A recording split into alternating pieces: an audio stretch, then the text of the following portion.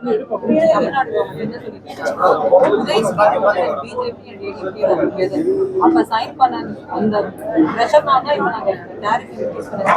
இதுக்கு நான் பதில் சொல்றேன் மேடம். இப்ப மேடம் கேக்குறாங்க இந்த மாதிரி தமிழ்நாடு அரசு மின் கட்டணத்தை உயர்த்தும் பொழுதெல்லாம் இந்த உதய் ஸ்கீம் மேல பணிய போடுறாங்க அப்படின்னு.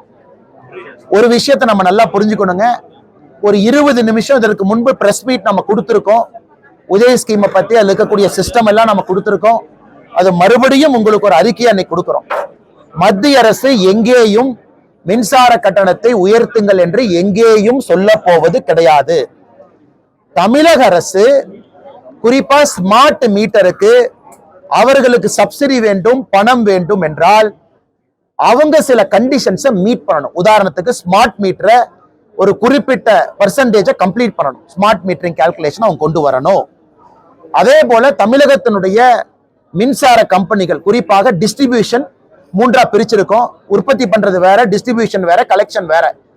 கலெக்ட் செய்யப்படக்கூடிய கம்பெனிகள் வராத கடனை குறைக்கணும். மின்சார கம்பெனிகள் நஷ்டத்துல தொடர்ந்து இயங்கி மத்திய அரசு கிட்ட பணம் கேட்க கூடாது.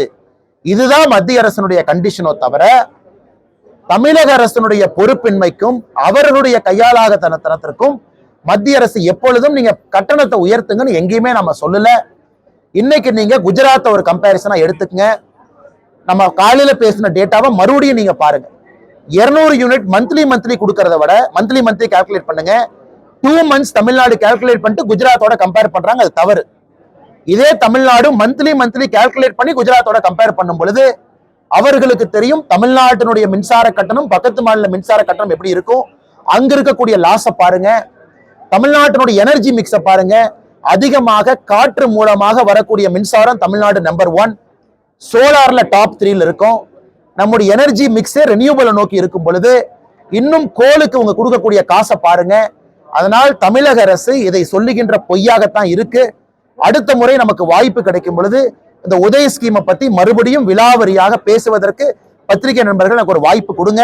ஆனா இன்னைக்கு நேரம் இல்லாத காரணத்தினால உங்களுக்கு அந்த அறிக்கையை மறுபடியும் வாட்ஸ்அப் குரூப்ல அன்எம்ப்ளாய்மெண்ட், உதய ஸ்கீமுக்கான டாக்குமெண்ட், 3வது நீங்க கேட்ட கிரைம் முன்னேற்ற கழகத்தினுடைய டாக்குமெண்ட் 3ம் உங்க வாட்ஸ்அப் குழுவில் நாங்க பகிர்ந்தோம்.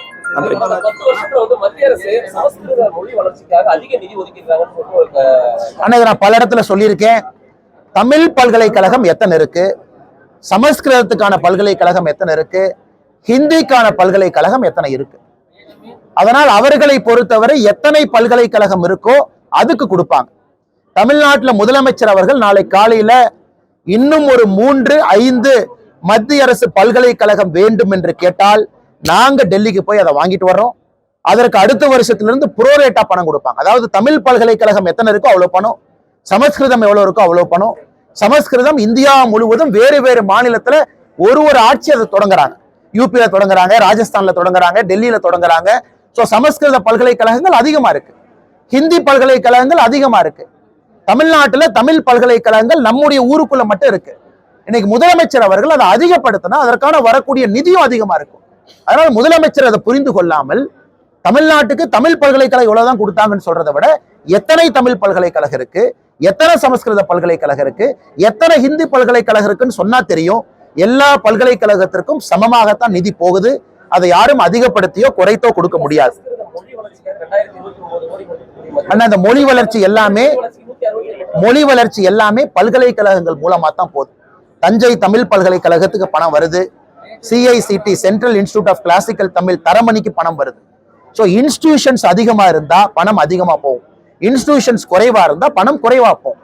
ஏன்னா நீங்க எவ்வளவு நிதி கொடுத்தாலும் அதை செயல்படுத்தக்கூடியவர்கள் இன்ஸ்டிடியூஷன். CICT ஒண்ணுதான் இருக்குன்னா தரமணியில central institute of classical Tamil. முதலமைச்சர் இன்னொரு 10 ஏக்கர் 20 ஏக்கர் நிலம் கொடுக்கட்டும், சவுத் தமிழ்நாட்டில் நாங்க ஒண்ணு கொண்டு வர்றோம். ஆனா நிலம் அவர் கொடுக்கணும், நாங்க கொண்டு வர்றோம். முதலமைச்சர் அவர்கள் தஞ்சை தமிழ் பல்கலைக்கழகம் ஒண்ணு இருக்கு, இன்னொன்னுக்கு ப்ரொபோசல் அனுப்பட்டும், நாங்க அப்ரூவல் வாங்கிட்டு வர்றோம். அதனால் பல்கலைக்கழகங்களை அதிகப்படுத்தினால் வரக்கூடிய நிதி ஆட்டோமேட்டிக்கா அதிகமாகும்.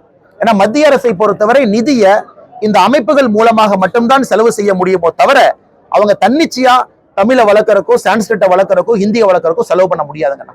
நன்றிங்க ஐயா.